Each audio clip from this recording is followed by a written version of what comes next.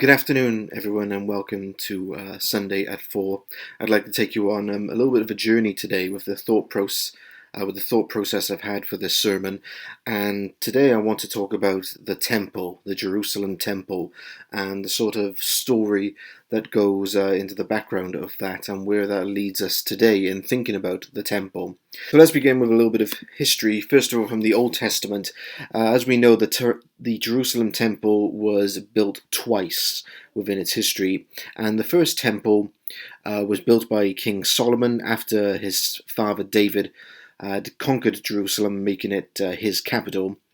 And that first temple is dated roughly to around 957 BC, 957 BC, when it was completed, and it stood there for a number of years. And we see then later in the Old Testament that it was destroyed by the Babylonians under Nebuchadnezzar, and that was destroyed in 586 BC.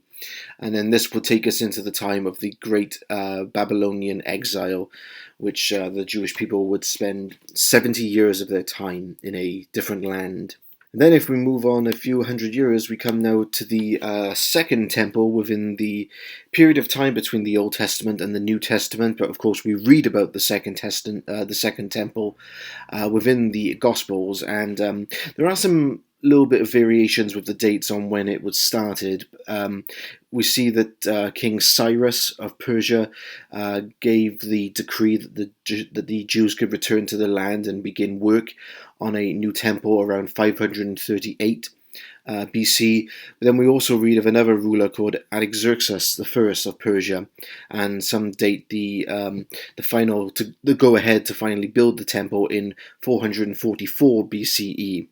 But then we also know around 20 BC, so about 400 years later, that Herod the Great also renovated and expanded the temple. So and it became known as Herod's Temple. So we see that there is a sort of a 400-year development within the building of the Second Temple. That, of course, then leads us right into the time of Jesus, when Jesus was born around 4 BC and when he died around 30 or 33 AD.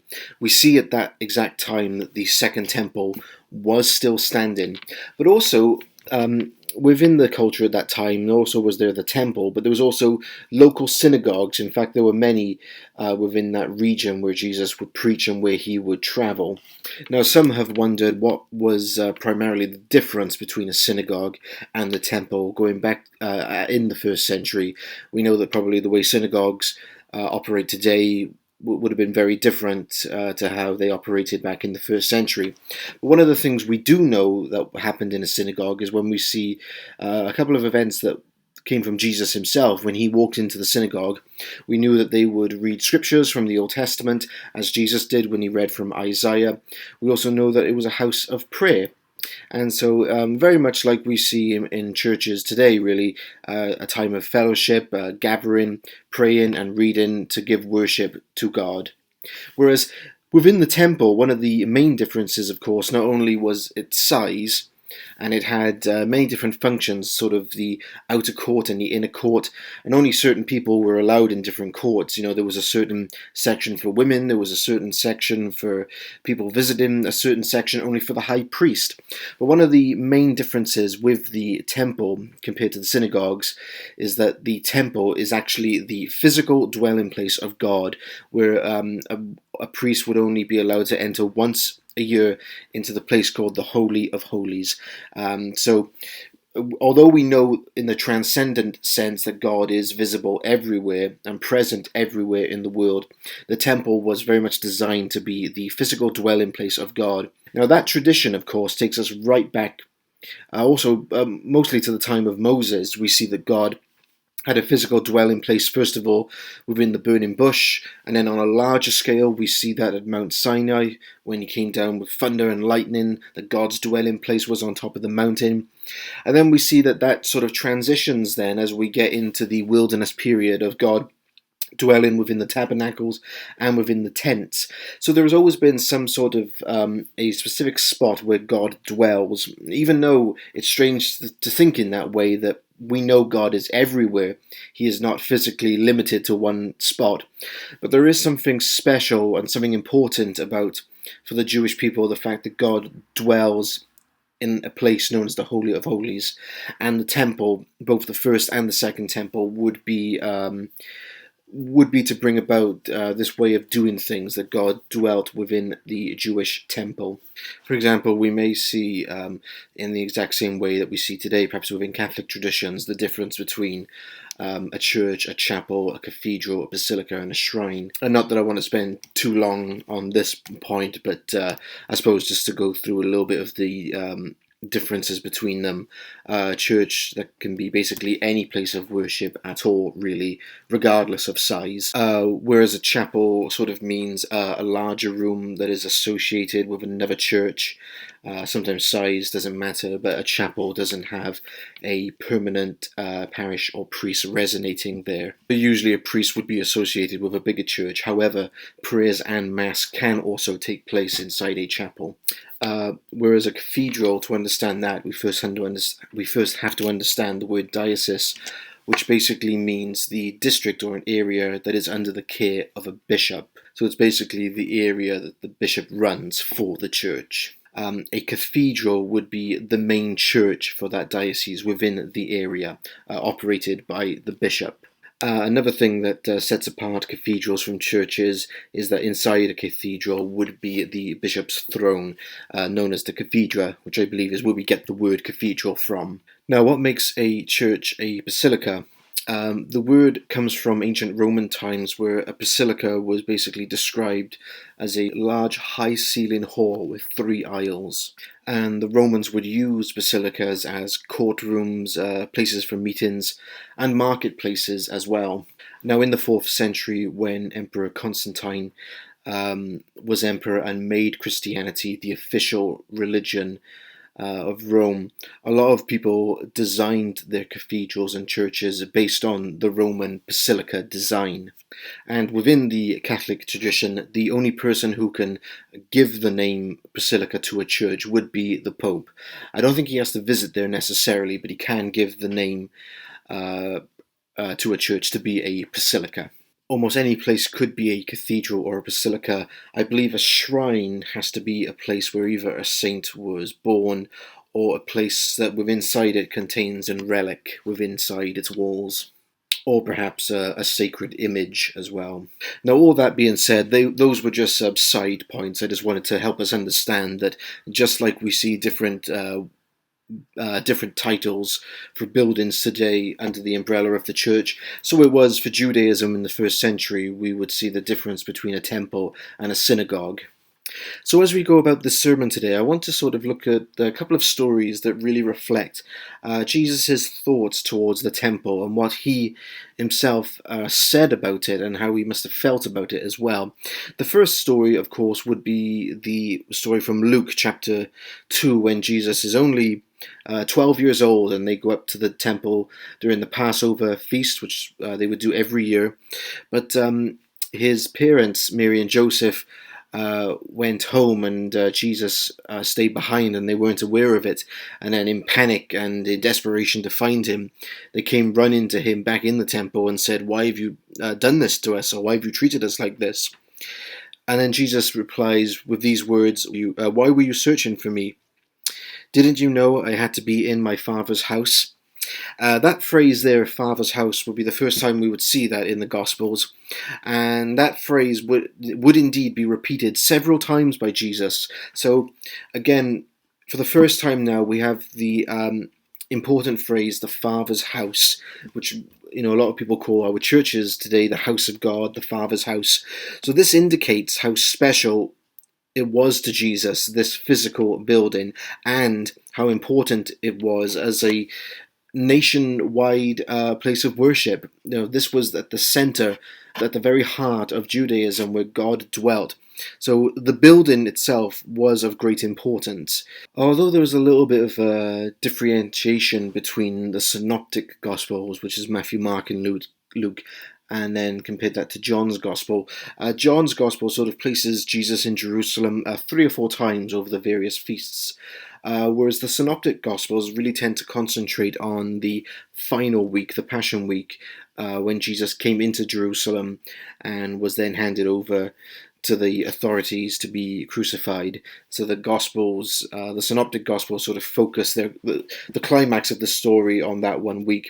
Whereas John has Jesus going into Jerusalem at many different times. Now we know that Jesus went into the temple when they asked Peter, "Does your teacher pay the temple tax?"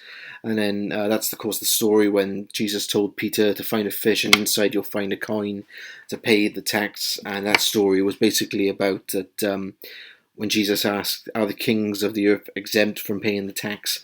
Basically meaning that Jesus is the Son of God and that he was under no obligation to pay that tax, but out of respect and not wanting to cause offence, he still did.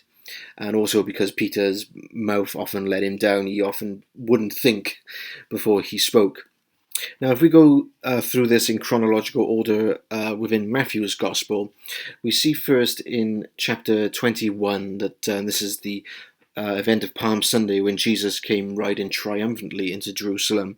We see that he went into the temple on that day, and when he saw what was happening there, he got very upset and very angry.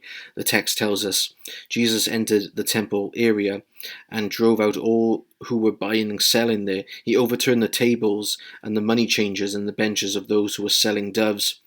"It is written," he said to them, "My house will be called a house of prayer, but you are making it a den of robbers." And we see that quote comes from Jeremiah chapter 7, verse 11. So in this instance, in Matthew's Gospel, he calls it my house.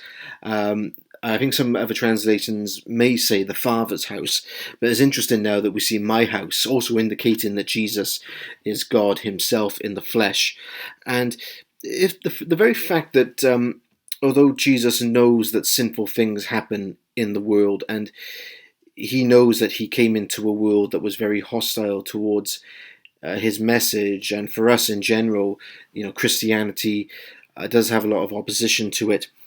This very sin and this act of disobedience that people were doing within the temple was enough to get him fired up, to get him angry, to make him tip the tables over and overturn the benches and the money changers, because the temple was just being used as a place where people were ripping people off. These Pharisees were just interested in just getting rich so that the poor people would have to suffer. Within the very house of God, this sinful act was being committed. So keep that one in mind, that the very fact that this was happening was enough to get Jesus extremely angry. Then if we move on later in Matthew 23, as Jesus is given the 7 woes and talking to the crowds, he said to the leaders then, the Pharisees, "Look, your house is left to you desolate." Now he's saying your house, sort of indicating that you do with it as you will, in a way. If you're going to make it a house of sin, I leave that over to you. Now, we go right then into the next story, which is in Matthew 24, which talks about the signs of the end of the age. So Jesus has just left the temple. He's overturned the tables. He said these very condemning words to these Pharisees, now calling it your house. Jesus left the temple and walking away when some of his disciples came to him that afternoon, drawing his attention to the buildings. And Jesus said to him, "Do you see all these things? I tell you the truth, not one stone here will be left on another. Every one will be thrown down." Now, of course, this event and that whole section is leading up to 70 AD, when the Second Temple would be destroyed by the Romans.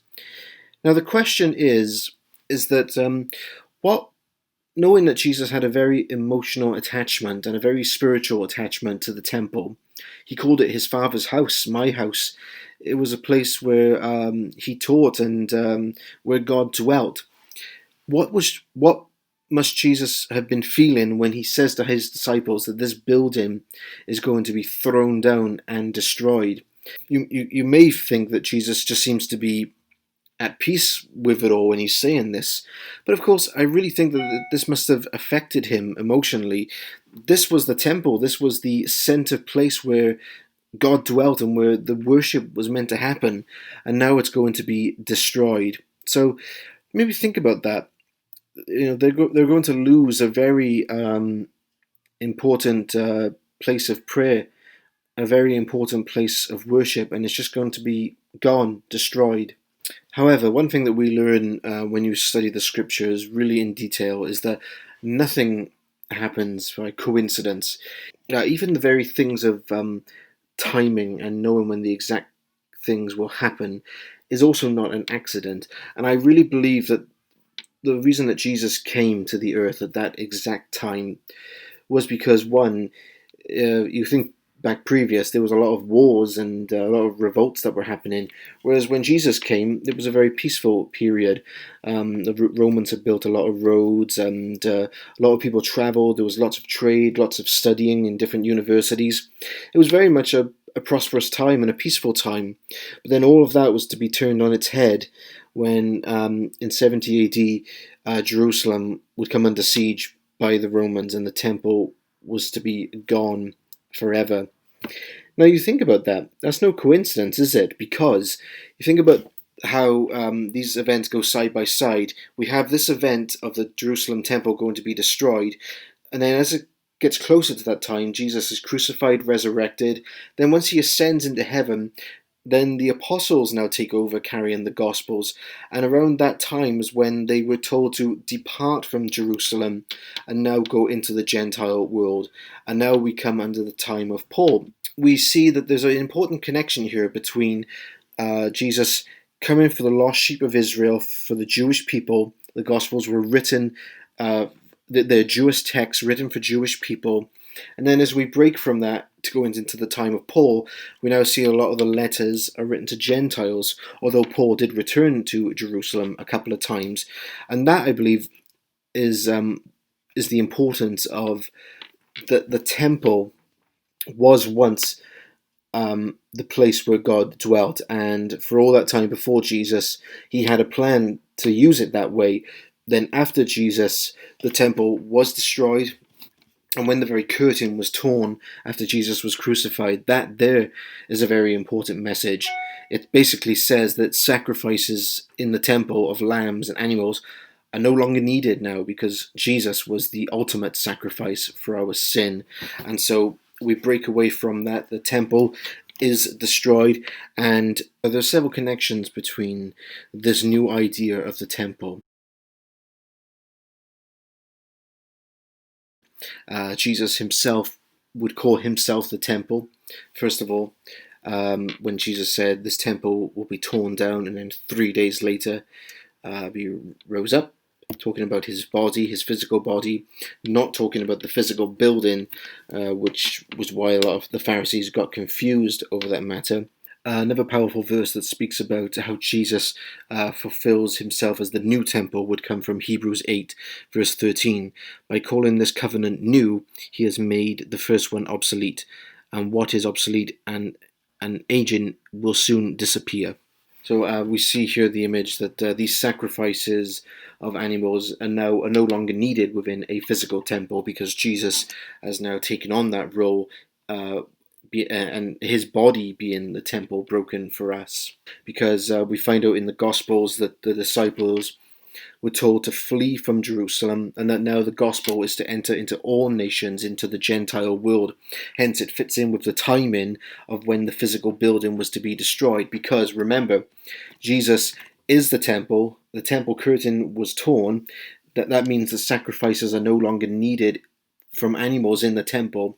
Jesus is the temple that was sacrificed for all of humanity, which is why the building in one sense was not needed, because all of us now look to Jesus. He is our temple.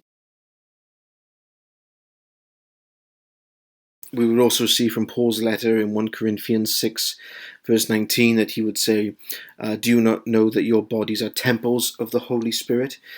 So talking about how people were behaving and bringing destruction and judgment upon their body, that their body themselves was to be regarded as a temple of the Holy Spirit.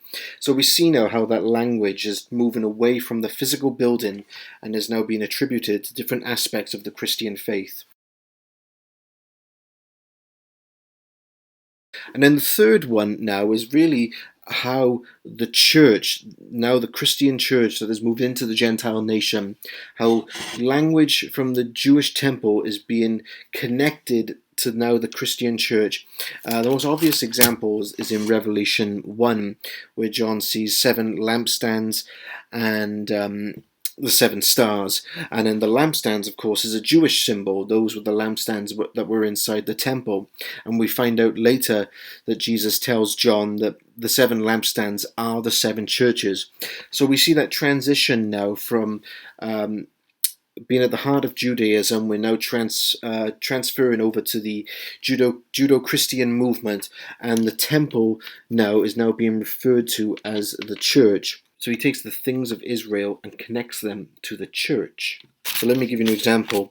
In 1 Corinthians 1, verse 2, it says, to the church of God in Corinth. And then if you go over to chapter 3, verse 16 of 1 Corinthians, it says, do you not know that you yourself are God's temple and that God's Spirit lives in you? And interestingly enough, the Greek word naos is both the same for church and temple.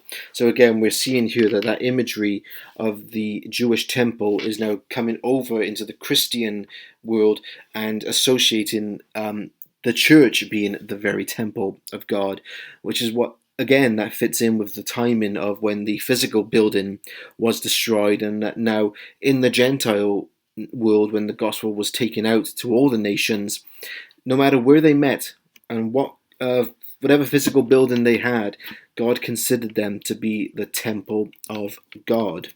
Again, these are all Jewish signs that Jesus is connecting to his church, his Christian church that was a bunch of believers in the first century who came together to come under the lordship of Christ. People who were outside of Israel, but when people came together to meet under the lordship of Christ, he calls them the temple of God, that a church is a temple. And also notice that he doesn't call them a synagogue, because Jewish synagogues carried on. The word synagogue itself means assembly, but actually he calls his church a temple.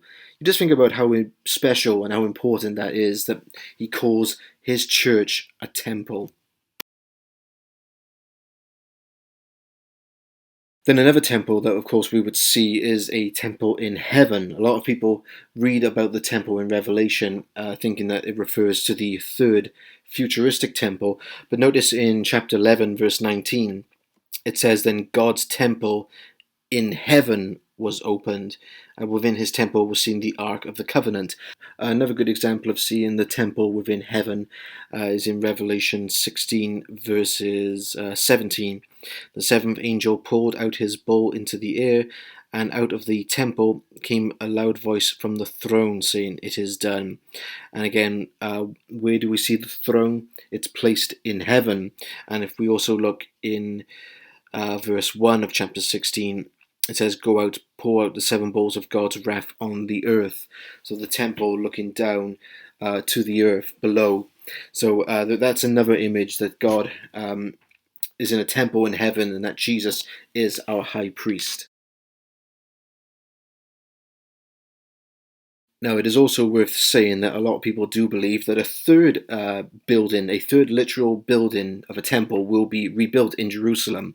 However, I don't want to go into that too much, really. A lot of people have different opinions, whether that's true or not. It's just worth saying that a lot of that would depend on your view of how God is going to use Jerusalem, Israel again, rather.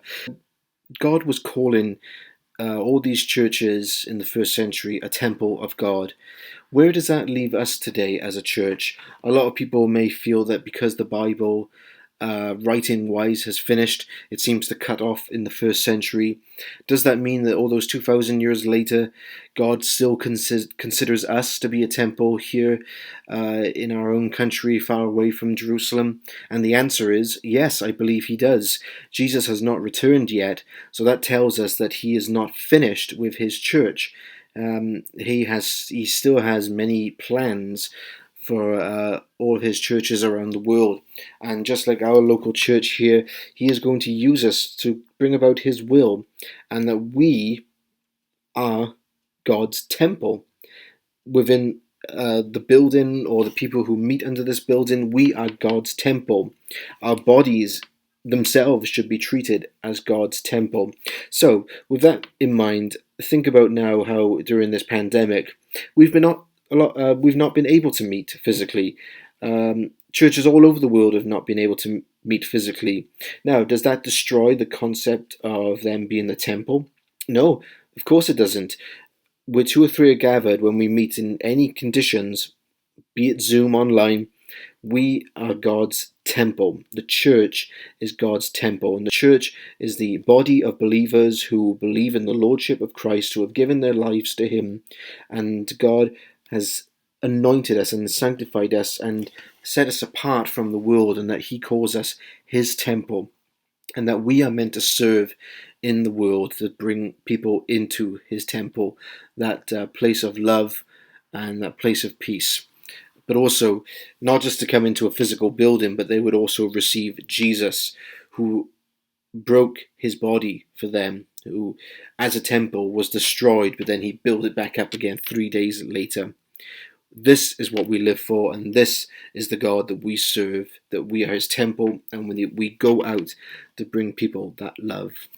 So may the Lord bless you and keep you safe. And as we move into the future now, and some buildings might be able to reopen and people can come back together physically, how special that will be. But also know that during this time, if we can't meet, we still come under the lordship of Christ, and that we are still his temple, and he uses us for his will. So, amen.